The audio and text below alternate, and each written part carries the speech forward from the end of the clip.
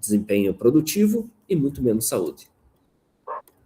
Então, o que seria a nutrição? O que nós vamos estudar nesse período? Então, a nutrição, nós vamos entender assim, quais vão ser, como é que vai ser a ingestão desses alimentos. Nós vamos ter silagem, nós vamos ter pastagem, nós vamos ter ração, concentrado, vamos trabalhar a ingestão deles separados, junto. Como é que vai ser a ingestão? Como é que é a apreensão dos alimentos por um suíno? Como é que é a apreensão de um ruminante? Quais as classificações dos ruminantes que a gente tem? Enfim, nós vamos entender particularidades de cada uma. A digestão desses alimentos, então, nós vamos trabalhar, depois de ingeridos esses alimentos, qual o processo de digestão? A gente sabe que tem diferença entre ruminantes e não ruminantes. Depois de fazer essa digestão, os nutrientes digeridos, eles são absorvidos, que essa absorção vai acontecer do sistema digestório para a corrente sanguínea, então a absorção é esse o processo que vai acontecer. Depois que foi para a corrente sanguínea, vai ser metabolizado nesses nutrientes, aí vai ser transformado em proteína, vai ser transformado em lipídio, vai ser transformado em osso, pele, vai participar de algum processo bioquímico e vai ser excretado. Então, como que vai ser todo esse metabolismo? Nós vamos entender de cada nutriente como que isso vai acontecer. E isso acontece, essa ingestão, digestão, absorção e metabolismo que nós estudamos, sempre focados para, se nós vamos querer manutenção, ou mantença, muitos chamam, o que seria manutenção? Eu tenho um animal que eu não quero que ele ganhe peso e nem perca peso, eu quero que ele se mantenha com saúde, vivo, tudo certinho. Ou podemos trazer para a nossa vida normal. O que é uma mantença nossa? Eu estou com X quilos, eu quero permanecer com esses quilos, sem gordura, quero manter minha saúde. Isso é manutenção. E para fazer essa manutenção, a gente sabe que tem tantas calorias que pode ingerir, tem que ingerir tanto de proteína, tanto de fibra. Nós temos uma série de recomendações nutricionais para fazer. Na área animal, a gente tem isso também. Então, quando eu vou ter, por exemplo, vamos pegar quem trabalha com leite aqui, eu vou ter animais, por exemplo, que eu vou querer produção, que é o leite, vão ter animais que vão estar na reprodução, a grande maioria vai estar na reprodução, então eu vou querer que esse animal emprenhe novamente, eu vou ter as bezerras e novilhas que vão estar em fase de crescimento, então eu vou ter exigência de crescimento, e vou ter animais que vou querer só ter para mantença de peso, que seria um animal vazio, mas que está seco, sem produção e não está gestante. E eu só quero que mantenha peso. Então pode acontecer isso. Quando que a gente quer só mantença? Um animal pet e adulto. A gente não quer que ele engorde nem perca peso. Então a dieta que eu vou estar trabalhando para ele é só para manutenção da vida. Ou seja, um animal ou uma pessoa tem uma exigência nutricional para manter vivo. Basicamente isso para as funções vitais. Então, nós temos um custo energético para manter vivo. Se o animal está em crescimento, vamos trabalhar só com o animal, se ele estiver em crescimento, vai ter um custo de manutenção das funções vitais, mais um aporte energético e proteico para fazer crescimento.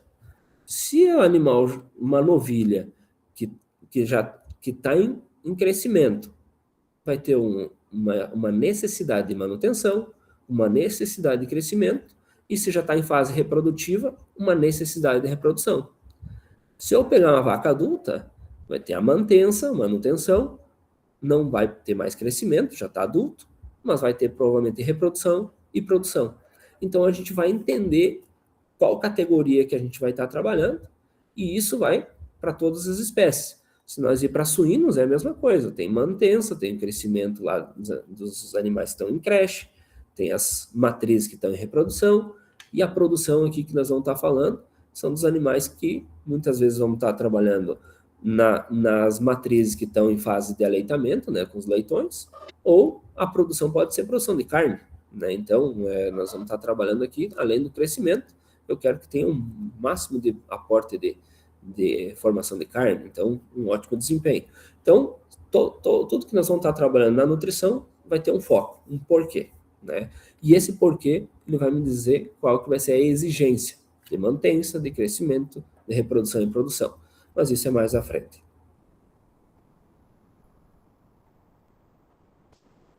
E aí a gente entra para uma diferença que, às vezes, quando a gente não trabalha nutrição, a gente olha e nem se depara que tem uma diferença. A alimentação é diferente de nutrição, né? E é muito diferente, né? Então, o que é alimentar? É simplesmente fornecer alimentos, né? Então, eu posso pegar qualquer alimento, né? Eu vou pegar milho fubá, né? O milho moído. Eu vou pegar o milho e vou fornecer para a minha vaca lá. Eu estou alimentando essa vaca, né? Porém, eu só estou alimentando, eu não estou nutrindo, porque eu só estou fornecendo, o milho é rico em energia, eu estou fornecendo energia, mas eu não estou fazendo nutrição propriamente dito, porque a nutrição, ela envolve eu alimentar esses animais, mas eu atender às exigências fisiológicas e metabólicas do animal. O que seria isso? Cada categoria, para ter um bom desempenho, tem as exigências mínimas, né? E cada categoria vai ter as suas, e aí eu vou precisar proteína, vou precisar um balanceamento dessa dieta. Você precisar proteína, energia, minerais, fibra, vou precisar de todos esses requisitos para fazer uma boa dieta. Então, lembre-se, alimentar é simplesmente eu fornecer alguma coisa, algum alimento para um animal. Nutrição é totalmente diferente, né? Alimentação traz para nossa realidade de humanos. Então, essa alimentação, quando a mãe fala que só está comendo porcaria, é alimentação. E nutrição, quando fala o prato tem que ter proteína, tem que ter carne, tem que ter salada, tem que ter um carboidrato e não sei o que, é nutrição, né? Então, a desnutrição, né, ou a não nutrição, um animal pode estar cheio, bem alimentado, mas desnutrido, né? Então, isso a gente tem que ter um cuidado quando a gente vai falar de desnutrição, porque eu posso estar com um animal que eu forneci o máximo, vamos pensar um ruminante, eu forneci o máximo de volumoso possível, muita pastagem, só que eu não fiz o balanceamento da dieta. Então, esse animal pode estar cheio, né? Pode estar com o rumen completo, né? Está saciado, porém está faltando nutriente, pode estar faltando mineral, pode estar faltando proteína, pode estar faltando energia, e ele está desnutrido. E o desnutrido pode não ser aquele animal magro, pode ser um animal obeso também, né? Porque daí não tem um balanceamento de dieta. Então, isso pode estar acontecendo. Então, lembrem que isso é um dos principais conceitos que a gente vai estar trabalhando, né? A nutrição ela vai ser diferente da alimentação.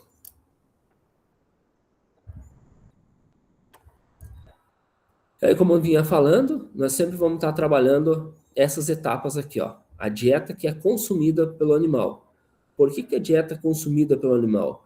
Porque muitas vezes nós temos ruminantes seletivos, tá? O que seria ruminante seletivo? Se eu colocar uma fibra muito maior do que 5 centímetros, que é a largura do focinho do bovino, por exemplo, e tiver ração, ela consegue separar esse alimento e comer só a ração. Então, não é a dieta que eu forneci para esse animal, é realmente o que esse animal comeu. Às vezes eu vou ter um animal pet que eu vou usar 2 rações, né, com medicamento, uma sem. Tem animal que vai ser seletivo. Vou botar uma carne no meio da ração, vai ser seletivo, vai conseguir comer. Ou seja, eu coloquei uma dieta para esse animal comer e ele comeu outra. Ou eu coloquei um suíno, botei 2 quilos e ele comeu 1,5 kg. Então, nós temos que entender a dieta que é consumida. Nós vamos lembrar que a digestão em equinos, por exemplo, acontece no seco, a maior parte da digestão. Nos ruminantes, vai acontecer inicialmente e a maior parte no rumen. Quando a gente vai para os monogástricos, a gente vai ter um estômago único que vai acontecer e basicamente vai ser uma digestão química. Quando a gente vai nas aves, a gente vai ter uma digestão física, né, na moela, então nós vamos ter mais um órgão ali para estudar depois, né, e ela é principalmente física. Então, cada animal vai ter a sua forma de digestão. A absorção de nutrientes, a gente tem que lembrar que nós temos que absorver esses nutrientes digeridos, eles têm que ser absorvidos. Se ele não for absorvido, ele não vai ir para o metabolismo. Nós temos um exemplo em ruminantes que parte da fibra é lignina, e a lignina é a parte que não há digestão. Se não há digestão, nesse caso, ele vai sair nas fezes dos animais e não vai acontecer a absorção. E aí a gente não conta isso no metabolismo. E o metabolismo vai ser para nós entender quanto de energia que vai gerar, quanto de proteína que vai estar gerando. E os resultados que a gente busca desse fluxo vai ser crescimento de animais, na maioria das vezes, produção, né? Então já falei de leite, já falei de carne, saúde é um dos pilares que a gente vai estar trabalhando. Hoje a saúde tanto dos animais pet ou dos animais de produção está muito forte. E quando a gente fala de saúde aqui, nós já podemos ligar em saúde única, que a gente vai focar em sustentabilidade, a gente vai falar na saúde que os animais têm, a gente vai falar sobre bem-estar animal e a gente vai falar também depois na saúde humana que esses animais de produção eles levam. E no final a gente não pode deixar de trabalhar a questão de rentabilidade. Hoje, a nutrição ela é muito responsável por uma boa ou má rentabilidade dentro de uma fazenda.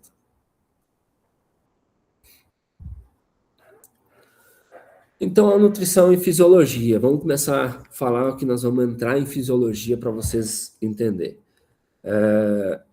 Vocês já tiveram... que não tiveram bioquímica. Alguém entendeu o que era ATP? Ou já sabe da ATP? E quando a gente vem do ensino médio ou de algum semestre anterior? Chegaram o ciclo de Krebs, cadeia respiratória, né? Nessa parte, ou vocês não tiveram isso? Uma energia da célula? Isso. Então, alguma coisinha provavelmente vocês já trabalharam sobre ATP, né? Então, adenosina trifosfato, né? É a moeda energética na célula. Então, tudo que a gente vai trabalhar na nutrição é para gerar ATP praticamente, né? Então, o ATP ela vai estar relacionada à energia que vai entrar em todas as células. E ela é feita inicialmente pela glicólise, depois nós vamos entrar no ciclo de Krebs, do ciclo de Krebs vai para a cadeia respiratória e vai gerar os ATPs, na grande maioria.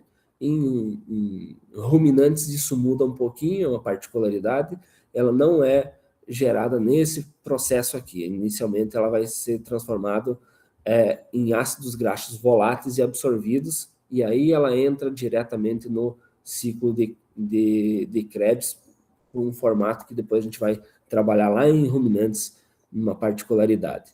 E aí nós temos até a produção de corpos cetônicos.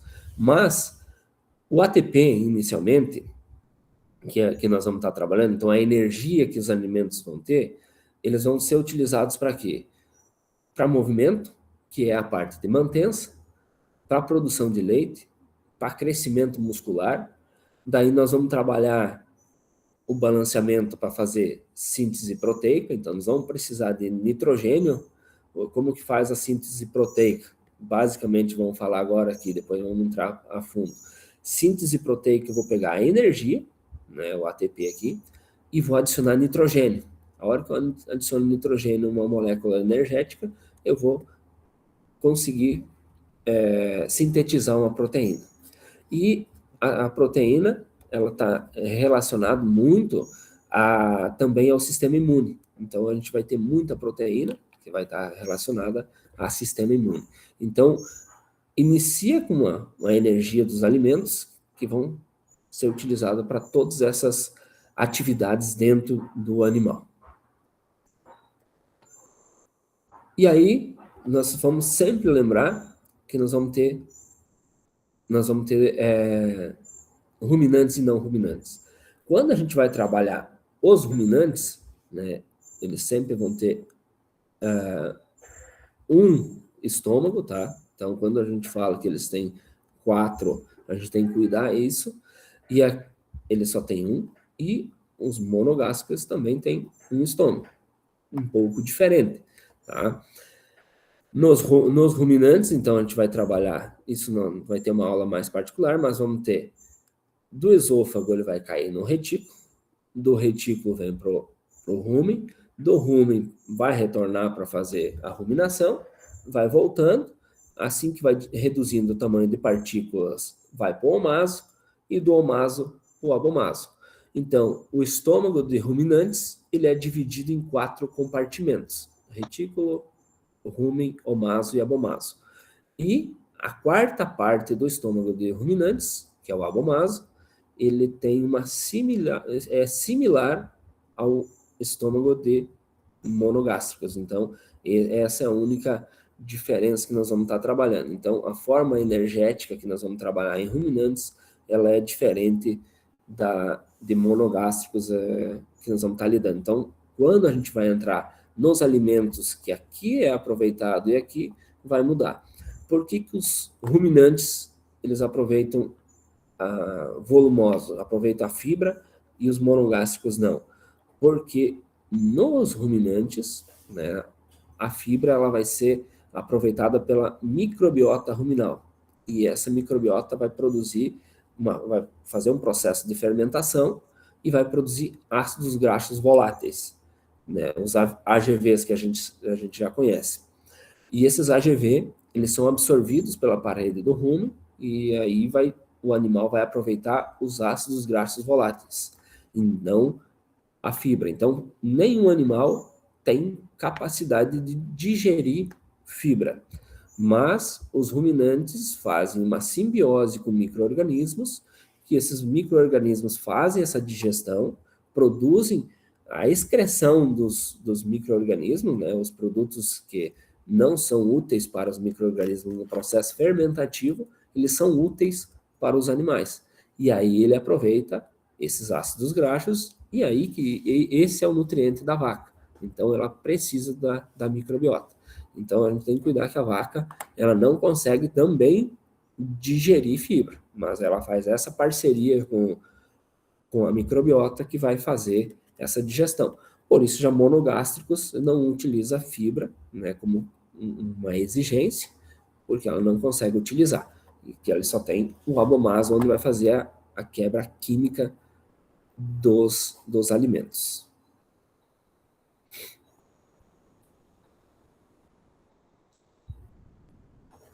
E vamos lá.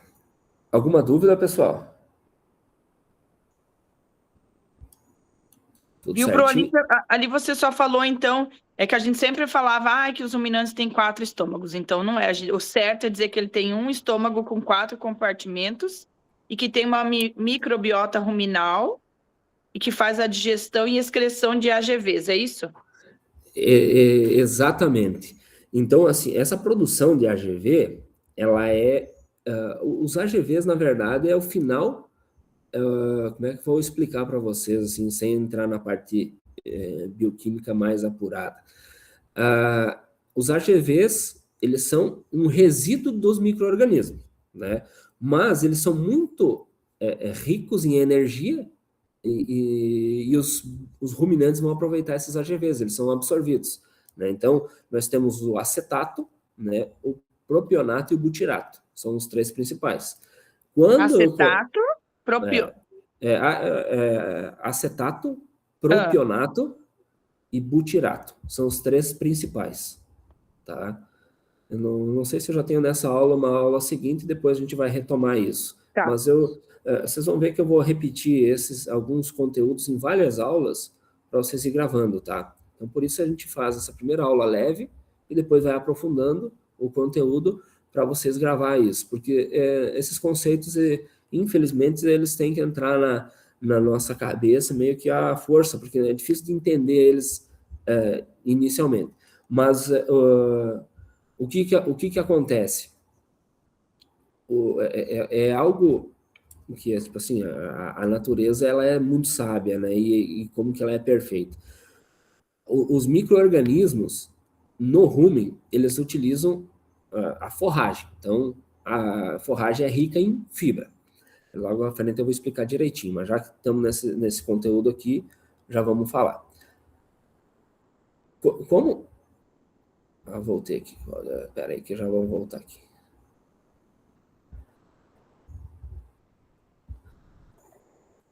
No rumen, os ruminantes eles tiveram uma adaptação há séculos, vamos falar assim, que eles se adaptaram com uma microbiota, né? Todo organismo vivo tem sua simbiose com o organismo, né? Os monogástricos, inclusive humanos, têm simbiose com micro-organismos intestinais, vamos falar assim, né? Então, tem muito probiótico sendo vendido, né? Então, assim, consumido, que melhora a microbiota.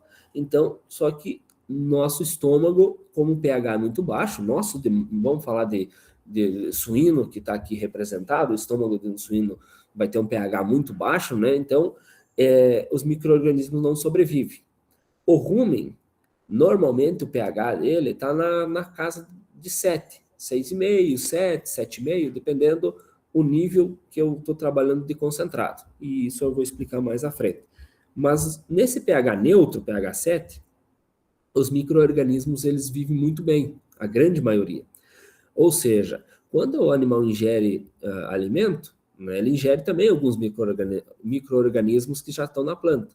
Mas, com o passar do tempo, a microbiota foi sendo seletiva e hoje, só no fato, por exemplo, de uma vaca lamber o bezerro no pós-parto, aquela massagem que ela faz, ela já está contaminando o bezerro com muitos micro-organismos que estavam no rumen, que ela estava ruminando, veio para a boca no momento da ruminação e estava na língua e passou para o bezerro. Ou seja, a contaminação ela é muito rápida. E isso já repovoa o rumen de um bezerro recém-nascido. Então, isso é uma forma natural. Como já nós temos esses micro-organismos já no animal ali, a hora que começa a introdução de alimentos, eu estou colocando substrato, ou seja, alimento para as bactérias. E bactérias, fungos, leveduras, né, protozoários, e eles vão fazer essa digestão da fibra. Por quê? Vamos só adiantar um conceito bem simplesinho. A fibra e o amido, né, o amido que vamos pegar, nós temos amido que dentro de casa também, que é a famosa maisena, que todo mundo falava.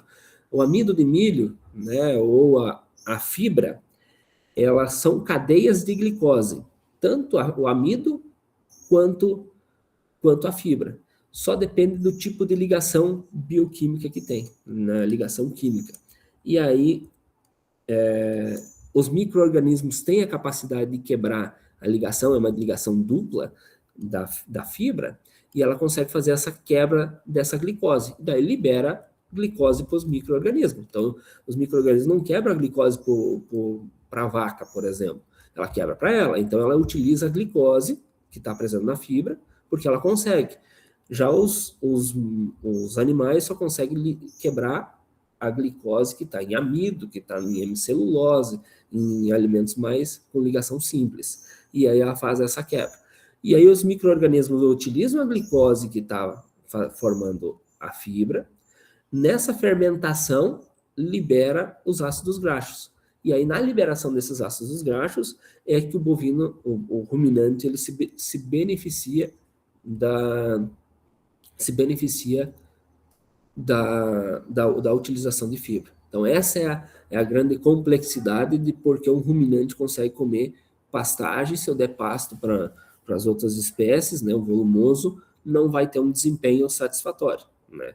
Então, porque nós não temos micro-organismos que fazem a utilização de glicose desses alimentos.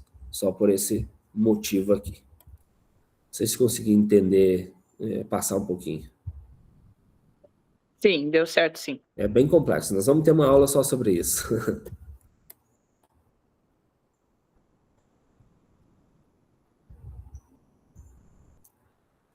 Então, assim, o que é alimento? Então, alimento vai ser todo substrato, toda a substância que vai conseguir fornecer nutriente a um organismo. Então, aqui a gente tem vários exemplos, né? O que seria alimento? Então, como eu falei, alimentar um animal é simplesmente fornecer algo para ele. Então, eu vou fornecer um alimento. Então, qualquer alimento que eu fornecer e ele fornecer qualquer nutriente, eu estou alimentando, eu estou fornecendo um alimento. Então, o milho, a silagem, o farelo de soja, a pastagem, a própria ração, vamos falar de um PET, a ração também ela é um alimento, né? Pode se transformar em um alimento. Então, tudo que eu vou conseguir fornecer para um animal é um alimento. Basicamente, é isso que a gente está falando. Então, não é, fez o balanceamento da dieta certinho. Não. Só qualquer substância, qualquer substrato, nós estamos falando, ele vai ser um alimento. Mas ingrediente, aí começa a mudar um pouquinho. Quando a gente fala ingrediente, é quando eu vou começar a entrar na nutrição, então eu vou utilizar os alimentos, mas eles preparados para eu fazer uma dieta. Então, essa dieta, aí eu começo a fazer o balanceamento. Então, o milho é um alimento, mas que forma que eu vou fornecer para um animal? O milho é moído. Então, o milho moído, ele se torna um ingrediente. A soja pode ser um alimento, mas eu vou beneficiar essa soja, vou separar o óleo e vai sobrar o farelo de soja. Então, o farelo de soja é um alimento, o óleo de soja é um alimento. Se eu utilizar na dieta soja integral, é um alimento, é um ingrediente também. Então, os alimentos eles vão se transformando em ingredientes com o formato que eles vão sendo disponibilizados para fazer a formulação da ração. Um núcleo mineral, então eu vou ter os minerais também, tanto macro quanto micro, então eles também são os ingredientes que a gente vai estar formando. E aí tem uma centena de ingredientes, casca de soja, DDG, farelo de trigo, farelo de canola, trigo moído, enfim, nós temos ingredientes. Aí quando a gente entra em monogástrico, eu já comentei lá no começo, né, as farinhas de carne, pena, osso, então tudo isso é um ingrediente. E aí, ração. Né? Ração, a gente tem... Que era para estar aparecendo uma terceira foto, mas não tá aparecendo. Enfim. O que é ração? Então, a ração começa a ser algo que a gente se aproxima da nutrição. Eu faço uma mistura balanceada, então eu faço... aí entra a questão de cálculos.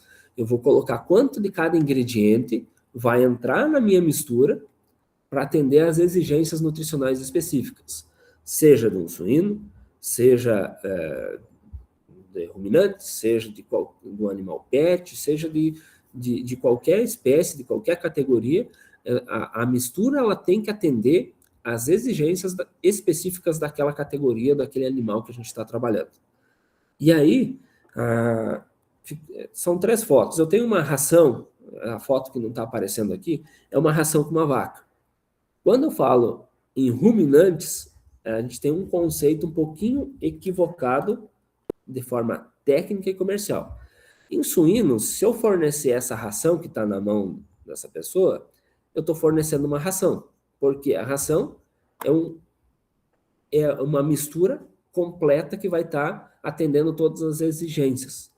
Se eu fosse fornecer essa mesma mistura aqui da foto que está no suíno, para um bovino, eu estou fornecendo parte dos ingredientes que o animal vai ingerir para estar uma mistura completa. Então, em ruminantes, ração é tudo que esse animal vai consumir, vamos dizer assim, consumir durante o dia. Porque esse animal está aqui, por exemplo, no coxo, aqui ele está comendo silagem de milho e está comendo uma mistura de algum concentrado, que é essa ração. Então, aqui entra volumoso e concentrado, e não apenas ração, que nem a gente tem de forma comercial, a parte concentrada. Então, a gente tem que entender que em ruminantes, ração é a dieta total contendo volumoso.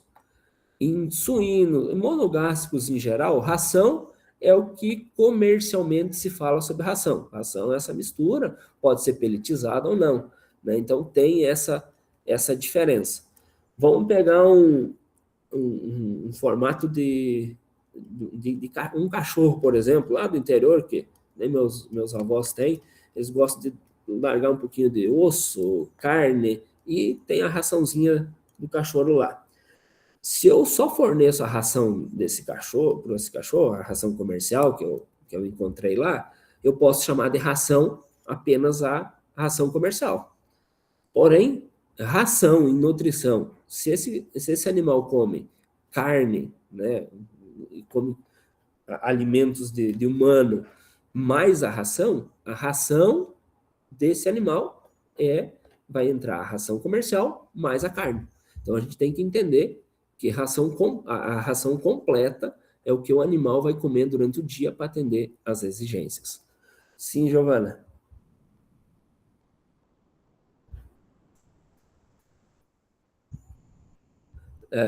Não ergui a mão não, pro. Eu vi que estava erguida ali então de antes. Então tá tranquilo. Então, só essa dúvida aqui, vocês cuidam, porque na nutrição, quando a gente vai falar em ração, é uma mistura completa. E quando vocês ouvir de forma comercial a campo, em bovinos também eles falam ração, apenas essa parte comercial. Parte comercial que é vendida, estou vendendo ração. Não, é um concentrado para bovinos, né? Na verdade, essa é a nomenclatura correta. Tá, aqui só a questão de exigência nutricional, já adiantei no outro slide lá para vocês, sobre essas fases aqui, e que cada fase vai ter uma variação entre espécie, que já comentei, peso, então o animal pequeno, em crescimento, do que o animal adulto tem totalmente diferente a exigência nutricional, fase fisiológica também muda muito, então isso vai impactar, e o nível produtivo, tá? Esses dois últimos eu não tinha aprofundado já nos outros slides, mas o que a gente pode falar sobre essas duas partes que a gente vai aprofundar muito já nas próximas aulas. A fase fisiológica, por exemplo, um animal que está gestando, né, uma gestação inicial, a demanda energética e proteica é muito pequena.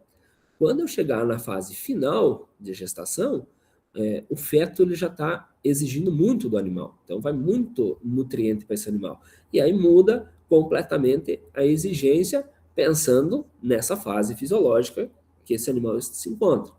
Quando eu vou falar também sobre um animal produtivo, uma vaca em produção de leite produzindo 10 litros por dia ou produzindo 40, 50, muda completamente. Por quê? Duas vacas iguais produzindo uma 10 litros, uma 40,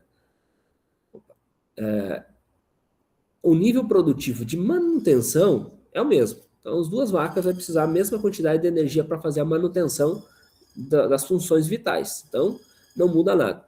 Só que eu preciso ter uma quantidade de nutrientes muito maior, 4 vezes mais, para os animais que estão com 40 litros em relação aos que estão com 10 litros. Então, tem essa diferença em relação à produção. Nós temos que ter esse cuidado.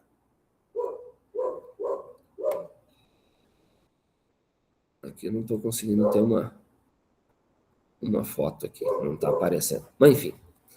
Tá, o que é o balanceamento de dieta? Eu vou cuidar para a próxima, eu vou baixar no PowerPoint, que vai facilitar para vocês. Mas já vou resumir para vocês o que seria o balanceamento de dietas. O balanceamento de dietas, basicamente, vai ser o uso de software hoje, nós vamos estar utilizando, dificilmente a gente consegue fazer isso num formato manual. Então, a gente não vai ter cálculo para fazer na calculadora de balanceamento de dieta. Por que eu falo isso? Quando a gente vai pegar um alimento, nós vamos pegar um alimento que vamos pegar o milho. O milho ele é rico em energia, mas ele também tem proteína, ele também tem alguns minerais, ele também tem extrato etéreo, ou seja, tem lipídios, tem gordura. Quando eu vou fazer o meu balanceamento, as exigências são em proteína e energia. Então, quando eu aumento energia, eu não consigo aumentar a energia, eu consigo colocar um alimento, né, que ele foi transformado num ingrediente, com mais ou menos energia, e vou substituir com um que tem menos energia. Só que a hora que eu estou substituindo, eu mexi tanto em energia, quanto proteína, quanto em lipídios, ou seja, na organização de porcentagem de ingredientes, eu faço, toda vez que eu mexi, aumentei milho, diminui proteína, mexi em proteína, aumentei milho, diminui, por exemplo, farelo de soja, eu aumentei energia, baixei proteína, eu mexi na taxa de lipídio, eu mexi nos meus minerais, ou seja, é muito complexo os cálculos. Então, por isso que hoje existem vários softwares, nós vamos estar trabalhando, que ele vai mostrar como a gente faz. Depois eu já mostro a imagem bem certinho de um software ali para vocês entenderem a facilidade que hoje a gente tem para fazer isso. Mas a gente tem que entender qual que vai ser o alimento que a gente vai estar substituindo, como é que a gente vai estar trabalhando. A gente vai entrar agora nas classificações dos alimentos. Vocês querem uns minutinhos de intervalo ali, uns 15 minutinhos para a gente voltar? Pode ser? Pode ser sim, Pro. Tá, então fizemos uns 15 minutos, agora são 9h57, 10h15, pode ser? 10h15 a gente volta ali, pode ser? Eu vou aguardar aqui, vou ajeitar aquela foto lá para nós, e depois a gente retorna.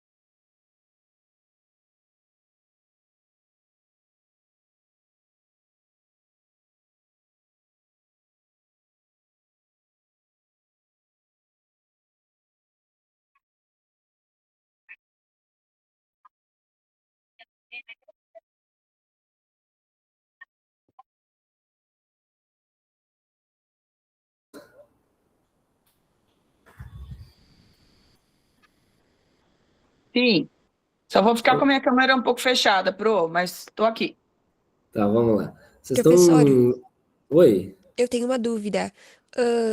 A tua aula dura mais em média, quanto tempo, assim? Ela vai até umas 11 e pouquinho? Pois é, isso eu não cheguei a conversar com vocês. Como que normalmente vocês estavam fazendo as aulas, essas online ou presencial? Eu não tenho tanto assim questão de horário, tá? Às vezes, se um conteúdo terminar antes, a gente termina e tá tudo certo. É só que também estender a mais, provavelmente vocês têm transporte, né? Não sei como é que funciona isso. Daí só me passam aí qual a opinião de vocês aí. Podemos até decidir isso aí. Normalmente na aula online a gente fazia um pouco menos de horário por ser um pouco mais cansativo, mais maçante para nós. Mas lá na presencial é mais tranquilo, né? Pelo menos para mim é mais fácil o aprendizado lá e não é tão chata, vamos dizer assim, né, com essas palavras. Então daria para deixar um pouco mais de tempo lá e um pouco menos aqui, na minha opinião, mas vamos ver a opinião de todos. Quem mais teria outras ideias ali? Nós podemos até estabelecer mais ou menos um horário de início 8 horas e fim, nós podemos também estabelecer, se vocês querem. Creio que sim, concordo. Tá. Também, hoje eu fiz intervalo, até porque tinha algumas coisinhas para fazer. 15 minutos me ajuda. Mas vocês preferem fazer intervalo nessas aulas ou querem seguir direto e a gente ir adiantando e parar antes?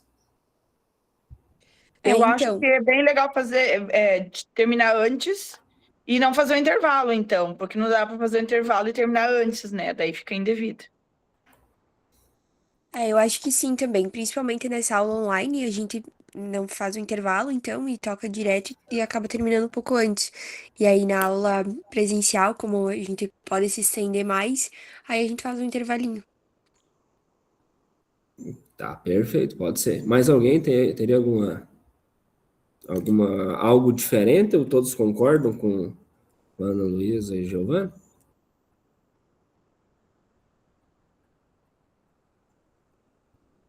Então, acho que é isso. Não teve nenhuma objeção. Tá, então vamos fazer as aulas. Agora eu sigo até umas 11 horas, pode ser para vocês? E eu acredito que até ali esse conteúdo que eu tenho programado a gente chega, tá? E se precisar, salvo algum dia que tiver algum conteúdo que ele é um pouquinho mais complexo e de repente para a gente não deixar ele perdido para um outro momento, eu vou falar para vocês, ó, vai puxar um pouquinho mais. Mas se não, eu vou tentar me organizar para principalmente para essas aulas de segunda-feira, a gente condensar um pouquinho mais, porque realmente, né, não tem essa interação, às vezes a gente começa a se perder um pouquinho, realmente não, ela é mais cansativa um pouco. Mas tirando dessa primeira aqui, vamos tentar trazer algumas atividades para ela ser menos monótona, assim, tá? Mas devagarzinho a gente vai organizar, então. Vamos lá. Professor, eu vou te interromper de novo. Eu não me lembro que tu falou sobre os slides. Tu vai disponibilizar eles depois para nós? Sim, eu vou disponibilizar os slides, eu vou deixar para vocês, bem tranquilo. E, por exemplo, dessa aula aqui eu já tenho um resumo também montado, que também eu disponibilizo para vocês. Vocês viram, tem muitos slides, esse aqui que vocês estão vendo, por exemplo, só tem uma imagem, né? Mas ele não vai falar nada para vocês o que é um balanceamento de dieta. Então, vai ter algum resuminho que vai falar sobre isso para vocês terem, para fazer uma leitura complementar, para vocês entenderem para a próxima aula. Eu nem digo que é para a prova, né? Mas quem gosta de ter informações, eu disponibilizo para vocês ter, tanto para estudar para a prova, quanto para vocês ter, para vocês fazerem uma leitura e relembrar o conteúdo para as próximas aulas, tá? Então, isso é bem tranquilo. E se precisar mais alguma coisa, vocês vão me questionando, que a gente vai colocando mais documentos, se vocês acharem. Posso botar alguns artigos, algum capítulo de livro, isso é bem tranquilo para a gente colocar para vocês ali. Eu só vou ver a questão de gravar a aula com a Prof. Sui, o que ela vai me dizer, se eu mantenho ela gravada ou não. Essa eu não estou gravando. E daí qualquer coisa, se a gente gravar, até vocês me lembram na próxima aula, aí a gente inicia e está tudo certo. Tá, essa é a imagem essa imagem que eu estava falando antes sobre o balanceamento de dieta. Agora vocês estão vendo a imagem, né? O que é? Bem simplesinho, tá? Esse é um software para fazer dieta. Ela está bem pequena, eu acredito, para vocês ali. Não sei se estão conseguindo ver bem. Mas no lado esquerdo, aqui onde eu tenho o mouse, aqui a gente colocou, por exemplo, aqui de uma fazenda que eu estava fazendo ontem à noite a dieta. Então, silagem de milho, a ração que vai no robô, um mix de farelo de soja que esse produtor utiliza, o milho moído, caroço de algodão, palha de trigo, um mix que ele utiliza para colocar o mineral, as vitaminas, vai tudo nesse mix aqui. E aqui uma silagem de milho safrinha. A gente colocou para identificar as duas silagens de milho. Esses são os ingredientes que nós estamos fazendo a dieta. E aqui a gente pode ver que está escrito alimento. Então, sim, os alimentos são a nossa base dos ingredientes que a gente vai estar trabalhando e o seu formato. Aqui a gente tem duas colunas, então a gente trabalha matéria natural e matéria seca. Mais para frente a gente vai explicar diferente disso. A única diferença que tem é a água que cada alimento tem, intrínseco. E a gente vai colocando um pouquinho de cada um, conforme cada categoria, enfim, os ingredientes. Por exemplo, uma ração que está com 7 quilos, um mix está com 5,2, outro está com 5, o caroço está com 0,8, palha está com 300 gramas, outro mix aqui com 0,4 e silagem de milho com 32 quilos. Esse é o balanceamento da dieta, mas balanceado em relação a quê? Né? Então, a gente tem aqui nessa parte da direita os nossos parâmetros.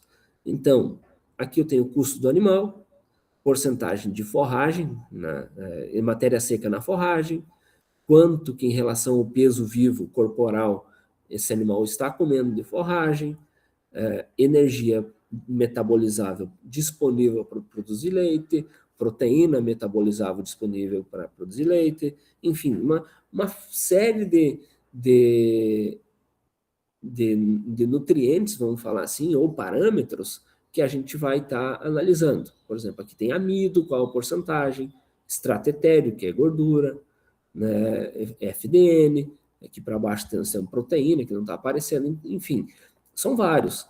E aonde que a gente analisa o que está bom, o que está ruim. Então, aqui vermelho, os 2 primeiros estão altos, mas é o que eu busco, mais leite, proteína está sobrando, nesse caso aqui, e fibra estaria faltando. Então, a gente tem que ter um cuidado nessa dieta, mas a gente está ajustando aos pouquinhos aquela propriedade. O que está verde, esse programa já me diz que está dentro do que eu busco. Então, quando a gente está fazendo o balanceamento, a gente muda um número aqui, né, uma quantidade do ingrediente, ele muda todos os outros aqui, porque como você vai trabalhar, cada alimento vai ter vários nutrientes aqui vão ser alterados. Então, o balanceamento, ele não é complexo, eu entendendo o que eu estou fazendo com cada alimento e o que eu busco aqui de resultado do lado direito. Então, basicamente, nesse formato que a gente trabalha. Tem vários softwares hoje que trabalham desse jeito. Bom, então, saindo agora para os conceitos dos alimentos, nós vamos ter vários conceitos que a gente vai trabalhar e ele meio que vai ser trabalhado depois diretamente de início ao fim do semestre. Alguém saberia me dizer o que seriam alimentos volumosos com as palavras de vocês? Quem que pode dar um chute? O que é um alimento volumoso? A gente vai classificar em alimento volumoso e alimento concentrado. O que seria alimento volumoso?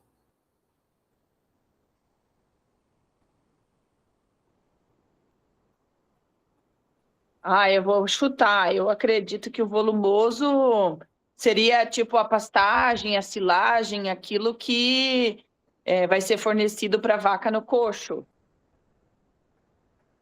Não sei. Parte sim. E qual a diferença seria de um alimento volumoso para um alimento concentrado nas palavras? O que diferenciaria? O que vem na cabeça? Não precisa ser conceito técnico que eu vou explicar depois. O volume eu acredito que seja para preencher ali o rumen, né? Ele tem volume, mas não tem peso, digamos assim. Concentrado vai ter mais os nutrientes ali. Próximo, eu acho que seria a quantidade de fibra, não é? E daí o Tá? volumoso tem maior quantidade e o concentrado menor quantidade de fibra. Também, exatamente. Mais alguém tem uma ideia diferente?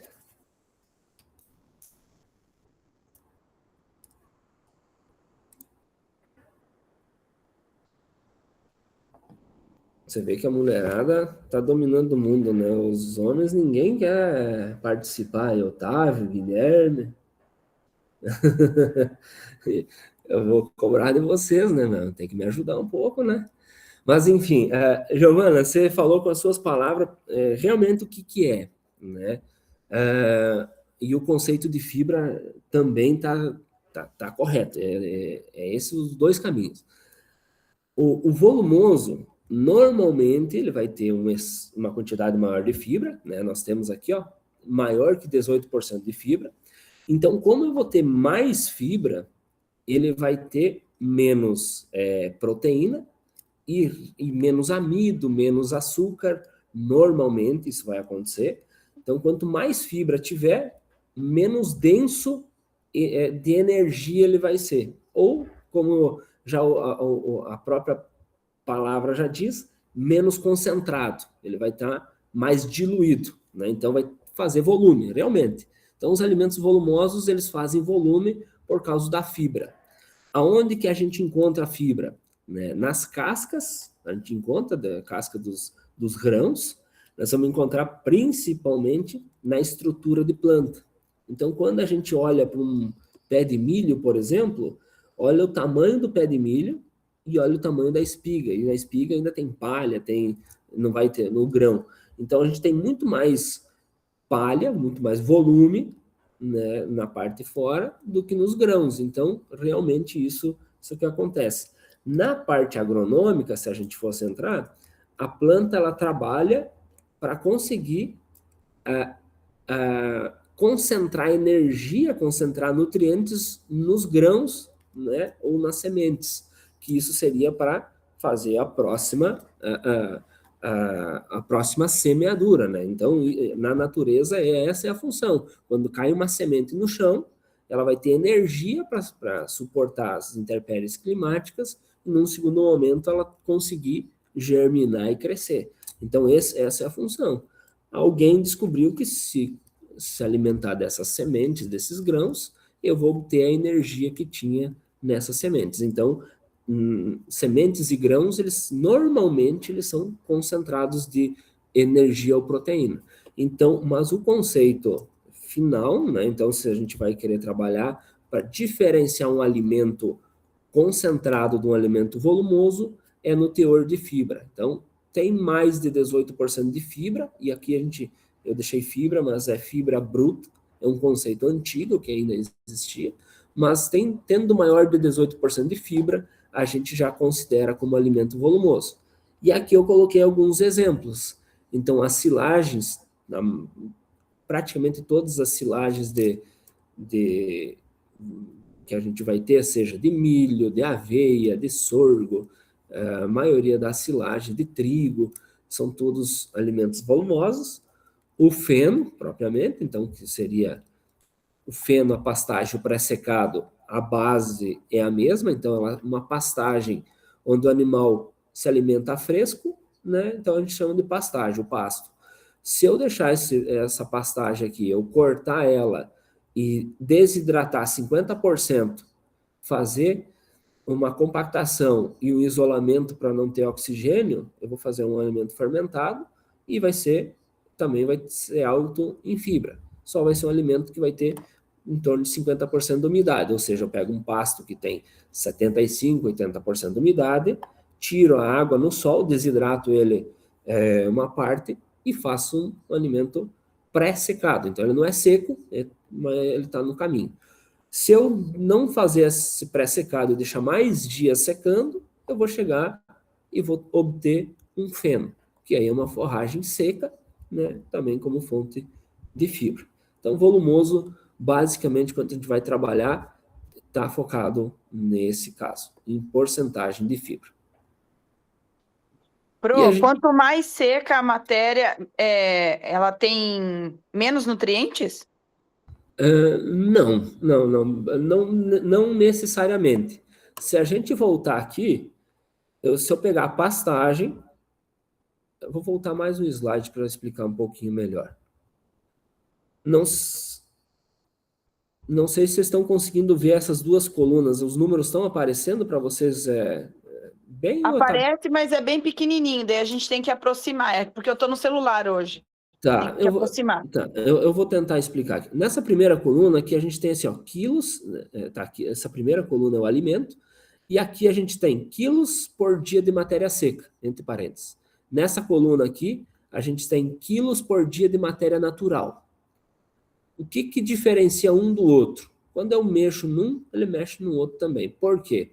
Eu coloco para o sistema quanto de matéria seca tem o alimento, ou seja, quanto de água. E a diferença entre matéria natural e matéria seca é simplesmente a quantidade de água que o alimento tem.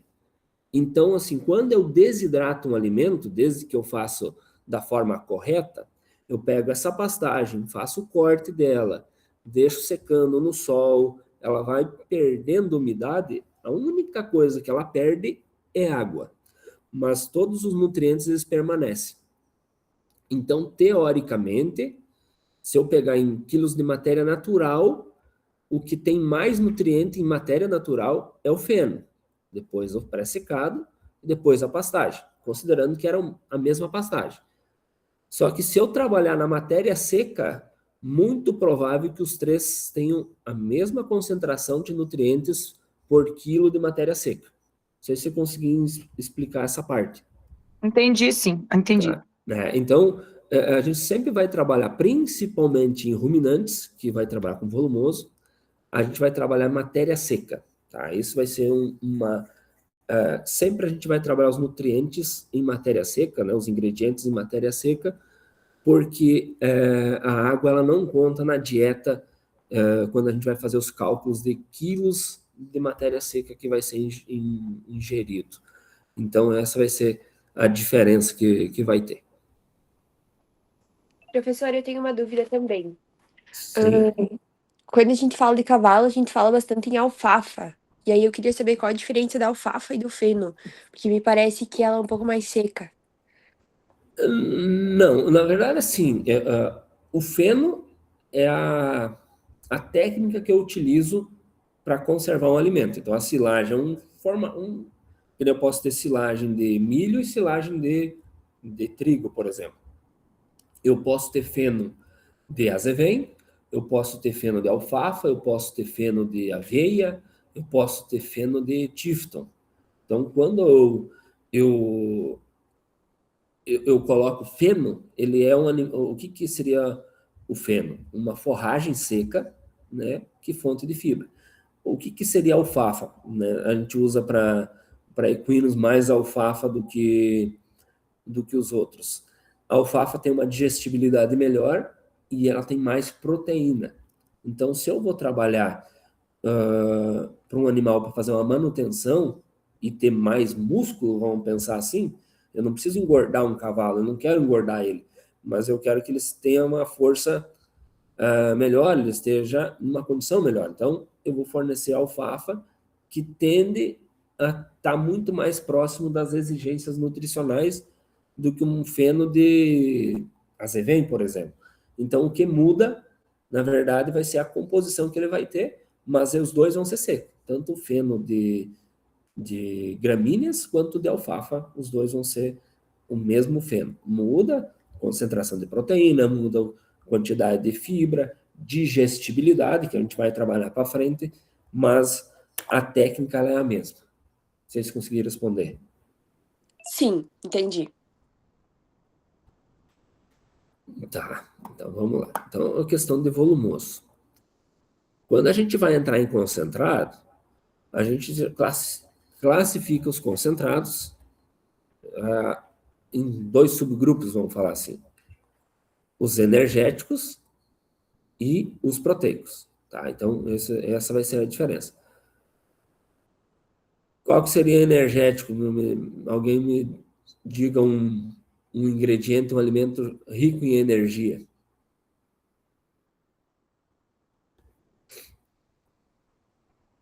Pode ser qualquer alimento, seja ao Dante, ó, agora sim, agora estão me ajudando aqui. Ó. Exatamente, o milho. O milho é um alimento energético. Então, nós vamos ter. E aqui embaixo, já tem aqui do lado o farelo de soja. Esses, por muitos e muitos anos, foram o padrão ouro de alimento energético e alimento proteico. Basicamente, as rações eram feitas com milho e farelo de soja. Então, milho e soja. Hoje, a gente já aumentou mais esse leque. O que vai mudar entre... como é que eu vou classificar entre energético e proteico? Então, recapitulando, alimento volumoso, mais de 18% de fibra. Para eu considerar concentrado, menos de 18% de fibra. Energético vai ser o que sobra, porque proteico a gente classifica quando tem mais de 18% de proteína. Então, tendo mais de 18% de proteína e menos de 18% de fibra, ele é um alimento proteico. Menos de 18% de fibra e menos 18% de proteína, ele é um alimento energético. Não sei se eu consegui passar para vocês. Alguém ficou com dúvida sobre essa classificação? Sim, para mim vai ter que repetir, desculpe. Tá, não, bem tranquilo. Vamos lá. Alimento volumoso tem mais de 18% de fibra bruta. Concentrado, nem vamos separar em concentrado energético de proteico. Para ser concentrado, menos de 18% de fibra. Se ele tem menos de 18% de fibra, ele já é concentrado. Mas é concentrado proteico ou é um concentrado energético? Então, para eu saber, eu vou analisar a proteína desse meu ingrediente.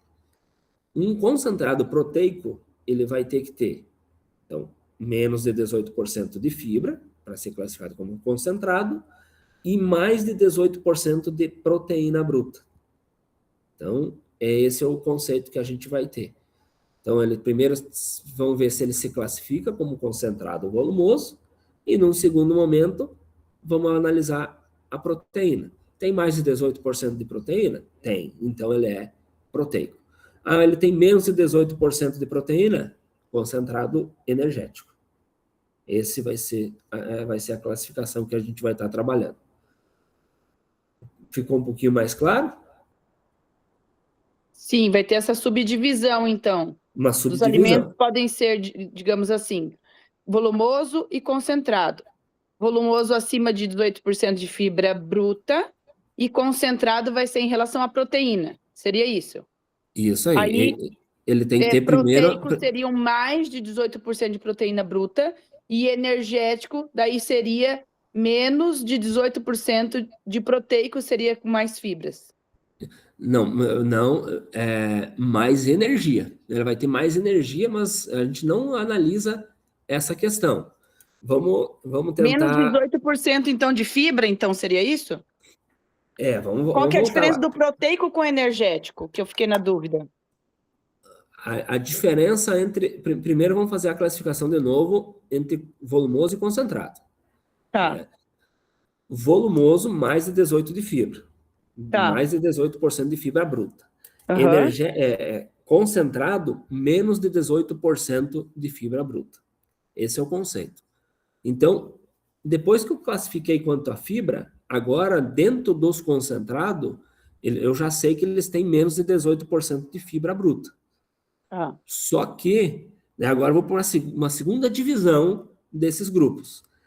Ele é um concentrado proteico, aí realmente, quando ele tiver mais de 18% de proteína bruta. E ele vai ser energético quando tiver menos de 18% de proteína bruta. Dentro dos entendi. concentrados, a gente vai fazer a divisão, a subdivisão em relação à proteína bruta. Entendi. Eu não avalio mais a questão de fibra. A fibra ela foi Entendi. para classificar entre volumoso e concentrado. Entendi. Tá? Uhum. Por que essa divisão ela é importante? Depois, na prática, ela não se torna tão importante assim, mas agora, no começo, ela é importante. Por quê? Quando a gente vai iniciar uma dieta, principalmente em ruminantes, os principais ingredientes que eles iniciam, a gente inicia fornecendo, é volumoso, porque o volumoso tem um custo baixo e é da natureza do animal ruminante comer capim. É a natureza, comer volumoso.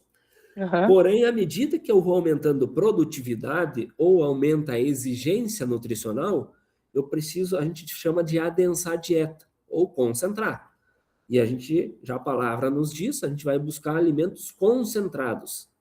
E daí, quando eu sei a classificação, eu vou entender, está faltando proteína, eu vou buscar um alimento concentrado proteico.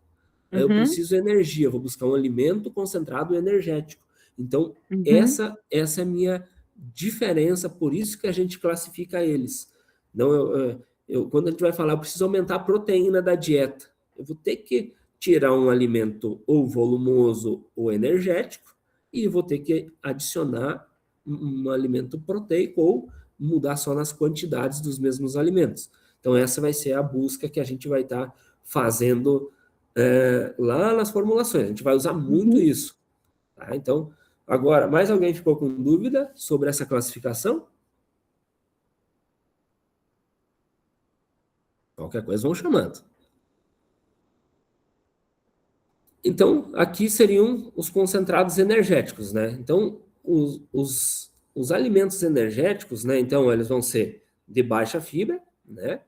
E nós vamos utilizar, além do milho, todos os grãos que têm bastante amido, vão ser alimentos energéticos, né? Então, esses vão ser os alimentos. Normalmente, depois dos volumosos, os concentrados energéticos são os que mais vão ser utilizados na alimentação, principalmente ruminantes e animais de produção em geral, que a gente precisa fazer crescimento para a produção de carne, assim, é o alimento que mais são os nutrientes que mais vão precisar, é a parte energética. E o proteico, então os proteicos que a gente vai estar utilizando, a gente vai entrar em detalhe na questão de aminoácidos, se vocês não tiveram essa parte aqui, é na parte de proteína que a gente entra nos aminoácidos, ou seja, uma cadeia de aminoácidos que é feita uma proteína, por exemplo. Então, uma caseína, uma lisina, uma metionina, isso a gente vai ter que estar inserindo para fazer as nossas proteínas propriamente. Então, isso vai ser trabalhado na sequência. Então, o principal é o farelo de soja, mas aqui, eu botei aqui, ficou ruimzinha a imagem, que é o milho, tá? O milho, ele é um concentrado energético. Porém, hoje, né, ali em Passo Fundo está sendo feita uma indústria que vai beneficiar cereais de inverno para fazer álcool. E vai sobrar o resíduo dessa produção de álcool, que se chama o DDG. Quando eu tiro a energia do milho, né, o álcool vai ser a energia, né, a fermentação vai fazer energia, vai me sobrar o resíduo do milho. E esse DDG, ele é da matéria-prima do milho, porém, como eu tirei o amido do milho para fazer o álcool, vai me sobrar esse resíduo. E esse resíduo ele é altamente proteico.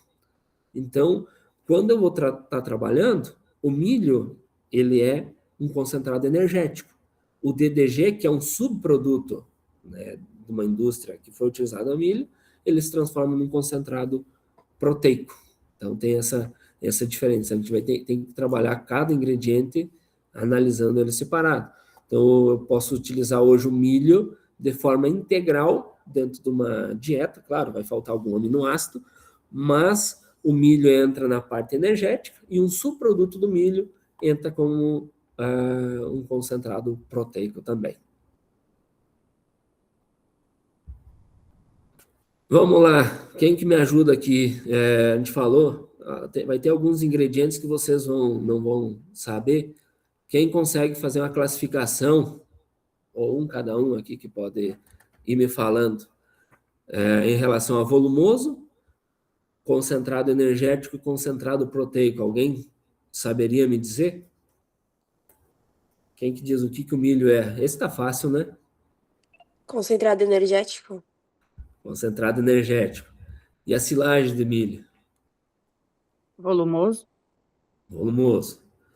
Farelo de soja? Concentrado energético.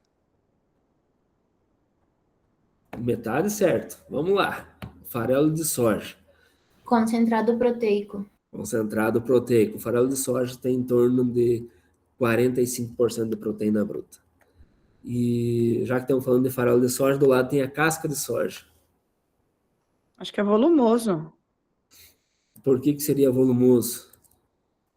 Fibra. Porque a casca seria a sobra. A casca de soja, ela tem em torno de 30% de fibra bruta, né? Então, ela está muito próxima do farelo, né? Que o farelo é do grão. Às vezes tem até casca de soja dentro do farelo, mas a casca de soja, ela tem 35% de fibra bruta, né? Então, ela mesmo sendo, quando a gente chega numa fazenda, a gente pega a casca de soja, que ela é bem moída, ela tem o aspecto de um concentrado, uma raçãozinha. Mas, no conceito nutricional, a casca de soja é um volumoso. Polpa cítrica. Alguém conhece polpa cítrica?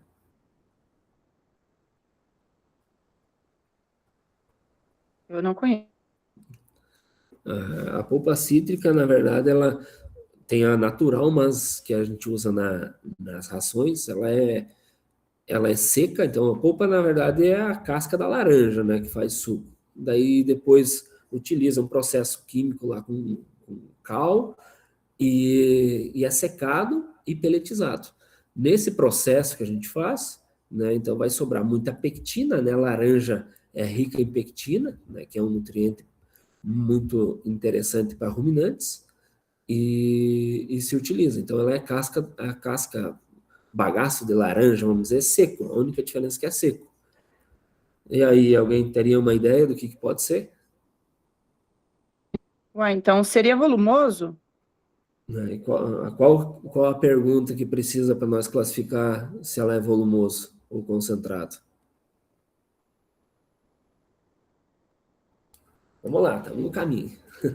A quantidade de fibra? Quantidade de fibra, eu não passei para vocês, né? A polpa cítrica tem de 10 a 15% de fibra bruta.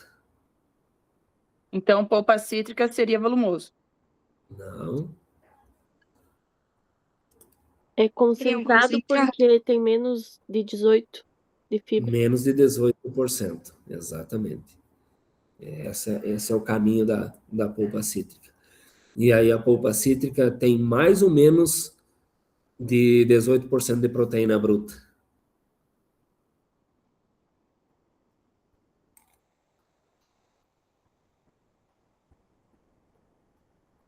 Os agrônomos não sabem me responder essa. Muito fácil, eles falam, depende. Né? Então, a polpa cítrica está ali só para confundir vocês mesmo. A polpa cítrica, nós temos várias, dependendo da preparação, dependendo da indústria que vem, tem umas que vai estar mais diluída e outras menos, a proteína. Mas, na grande maioria, ela fica com menos de 18% de proteína. Algumas ficam com mais de 18% de proteína, então vai depender do laudo bromatológico que vem. Se vai ser uma polpa com bastante proteína, ela classifica como um concentrado proteico, senão ela vira energético. Então, a gente tem que cuidar conforme a diluição que eles fazem com os produtos no momento da retirada. Mas, enfim, só para ajudar vocês mesmo um pouquinho, né? Senão está muito fácil. Fenoditifton. Volumoso. Volumoso. E agora, o núcleo mineral. Núcleo mineral, o núcleo a gente fala de todos os minerais misturados, cálcio, fósforo, magnésio, enxofre. Seria um concentrado energético? Por quê? Quanto que ele tem de proteína bruta, professor? Oi? Quanto que ele tem de proteína bruta? 0 de proteína bruta. Então, ele é um concentrado energético. Exatamente. Então, assim, nessa classificação bruta, depois a gente vai ver, nessa classificação bruta de volumoso concentrado, ele seria classificado como concentrado energético, né? Menos de 18% de fibra bruta e menos de 18% de proteína bruta. Porém, os minerais, eles não entram nessa classificação, eles vão ser classificados como minerais e vitaminas, na classificação nutricional. Mas nessa classificação entre volumoso e concentrado, vocês estão corretos. Tá? É um concentrado energético, porque no concentrado energético eu não faço mensuração de mais nada a não ser de fibra bruta e proteína bruta. E ele está atendendo no concentrado energético menos de 18 de fibra bruta e menos de 18 de proteína bruta. Exatamente. E o DDG que eu falei para você sobre, que é o resíduo de milho, né, um subproduto do milho. Qual a classificação dele? Concentrado proteico. Concentrado proteico, exatamente. Então, assim, claro, primeira coisa que vocês poderiam ter me questionado, né, o milho, quanto de fibra tem? Né, porque como vocês não têm essa familiaridade, mas como a gente já veio discutindo alguma coisa, já foi. Não é tão difícil. Com certeza que nós vamos precisar de ter os laudos bromatológicos com a composição e tudo para fazer essa classificação.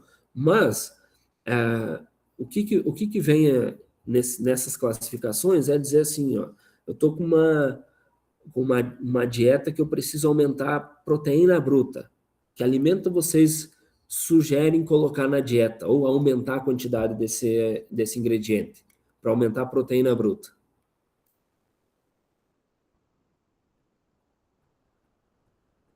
Basicamente seria milho? Não, o milho Proteína ele bruta? aumentar a proteína bruta. Farelo de soja? Farelo de soja, que é um concentrado proteico. Então, esse seria o caminho. Eu preciso adensar com energia, aí eu entro na questão do milho, que ele é um concentrado energético, tem menos de 18% de fibra bruta, menos de 18% de proteína bruta. Então, e o milho a gente já... eu estava falando lá que era um dos principais energéticos que a gente tem. Então, claro, isso aqui a gente vai ir trabalhando nos conceitos dessas classificações e vamos passar, isso é energético, isso é para proteína, um a um, porque entendendo essa base, a gente só vai ter que entender que animal que eu vou alimentar, com a sua exigência, e qual alimento eu posso inserir. Então, isso a gente vai estar utilizando. E depois o balanceamento não é o mais difícil, mas é essa complexidade que a gente vai estar alinhando para frente. Alguma dúvida?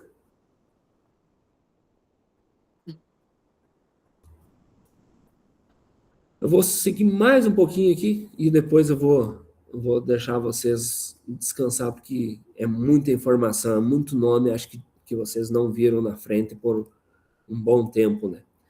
A gente vai ter outra classificação, vocês vão ver que vai ter várias classificações desses nutrientes. Na nutrição, tem várias classificações. Agora vamos classificar em relação a nutrientes. Aqui eu estou falando que nós temos macronutrientes E no próximo slide nós temos micronutrientes. Então, os macronutrientes eu tenho os carboidratos, as proteínas e os lipídios, né? E a gente basicamente fala que eles fornecem energia e estrutura. O que seria energia e estrutura? Energia é para fazer todas as funções vitais e também para compor, né, fazer crescimento, fazer produção, reprodução, enfim, todos esses fatores. E estrutura a gente fala ossos, pele, músculo, né, a parte proteica principalmente, né, que vai dar essa estrutura. Por que a gente chama esses três de macronutrientes e a gente tem os micronutrientes, minerais e vitaminas? Então, micronutrientes. Aqui se refere macro e micro, porque essa diferença? Alguém tem uma sugestão? Não sei, eu acho que pela palavra macro tem mais e micro é menos. Acho que seriam maiores e menores, né? São moléculas maiores dos carbos, lipídios e proteínas, e as outras são menores partículas, né? Ela está ligada também a isso, mas aqui na nutrição, Giovana, está nesse primeiro conceito. Eu não vi quem que respondeu antes. Você está na reunião. Fui eu, Ana. Então, assim, Ana, esse é o caminho. Vamos pegar na nossa alimentação. Vocês comem mais carboidrato, proteínas e lipídios ou mais minerais e vitaminas? Carboidrato, proteína e lipídio. Exato, né? A gente ingere carboidrato normalmente mais do que se deve ainda, né? Então, isso é quanto à inserção na dieta. Quando eu estava falando, por exemplo, de um feno de alfafa, eu estou falando que ele tem muito carboidrato, e o carboidrato aqui entra a questão de fibra também, é um carboidrato. O alfafa tem proteína e bem pouquinho lipídio. Mas quando eu entro com soja, por exemplo, tem bastante lipídio, tem bastante proteína. Quando eu entro milho, tem muito carboidrato, né? Na própria ração PET, se a gente vamos trabalhar ali, quem está ligado, elas têm bastante carboidratos e muita proteína. Dependendo da ração, vai oscilar a questão de lipídios também, dependendo da fase, dependendo da ração e o objetivo daquela ração. Então, são os três que mudam bastante. Então, aqui vamos pensar que a exigência do animal, vamos dizer que ela seria em grama ou em quilo, dependendo do tipo do animal. Mas, normalmente, eu vou trabalhar em grama, porcentagem, né? Então, a gente estava falando de porcentagem de proteína bruta, né? Então, quantas gramas em cada 100 gramas de alimento eu tenho de proteína. Então, isso nós estamos falando de macronutrientes. Então, basicamente, a maior composição dos alimentos, elas são carboidrato, proteínas e lipídios. Quando a gente vem no micronutrientes, minerais e vitaminas, né, nós podemos colocar aqui alguns aditivos, mas elas não têm, aditivos a gente não trabalha como um nutriente, sim um adicional, que a gente vai explicar para frente. Minerais e vitaminas, por exemplo, hoje um dos poucos minerais que a gente utiliza na culinária é o NaCl, né, o sal comum, né, o NaCl, sódio e cloreto. O restante de vitaminas e minerais, poucas pessoas ingerem a vitamina propriamente dita, né? Agora eu vou colocar uma colher de vitamina B, uma colher de selênio. Não. Esses micronutrientes, normalmente, eles já estão inseridos em alimentos que a gente ingere. Então, só que eles compõem uma porcentagem muito pequena dos alimentos. Então, se nós pegar o milho, tem muito carboidrato, tem ali em torno de 7, 8% de proteína e tem 2 ou 3% de lipídio. Quando a gente vai trabalhar, esse mesmo milho ele vai ter 1 a 2% dessa complexidade. Então, assim, no máximo, ele vai chegar a 2% de minerais e vitaminas. Mas é 2% de cálcio, fósforo, selênio, vários minerais e vitaminas vai compor menos de 2% de um alimento. Então, eles já estão nos alimentos em uma menor quantidade. E, além disso, a exigência do animal, normalmente, ele é em miligrama. Então, a exigência é muito pequena, né, em porcentagem. Porém, essa exigência muito pequena, ela é, muitas vezes, essencial. Eu preciso ter 1 miligrama desse produto, que 1 miligrama ele funciona muito bem. Por quê? Ele não funciona na parte estrutural, na parte de energia, mas muitas vezes ele está trabalhando lá na célula para fazer, por exemplo, a bomba de sódio e potássio, não sei se vocês já estudaram, senão a gente pode voltar na fisiologia, depende de sódio e potássio. Se não tiver sódio e potássio, não existe vida. Mas eu preciso muito pouco sódio e potássio no organismo, mas eu preciso, né? Se eu não tiver cálcio, né, nós não vamos ter o coração funcionando, não vai ter contração muscular, mas eu preciso uma pequena quantidade de cálcio lá nos organismos. Assim como eu preciso ter várias vitaminas. Para ter esse sistema imune funcionando, eu preciso de vitamina E, por exemplo. Né? Então, sim, uma série de funções que a gente vai estar trabalhando, 1 a 1 de cada mineral, 1 a 1 de cada vitamina, mesmo em pequena quantidade, mas a gente vai trabalhar. Para lembrar, se querem fixar aí esse conteúdo, macronutrientes preciso em grama, em grande quantidade. Micronutrientes preciso em miligramas, ou antigamente se falava em ppm, né, parte por milhão. Normalmente é miligramas que a gente precisa. Dúvidas sobre essa classificação?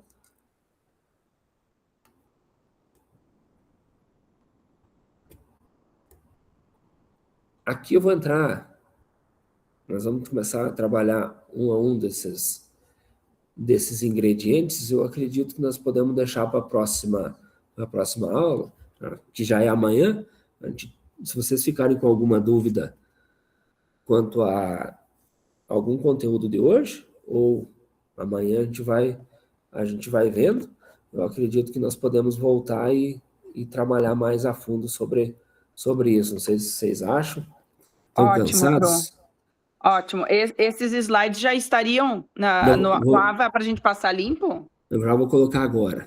Ainda então não tá. estão. Tá? Eu estou com essa dificuldade, vou ver se a Sui já me ajeitou lá. Eu estou com dificuldade de acessar o AVA pelo e-mail corporativo. Tá?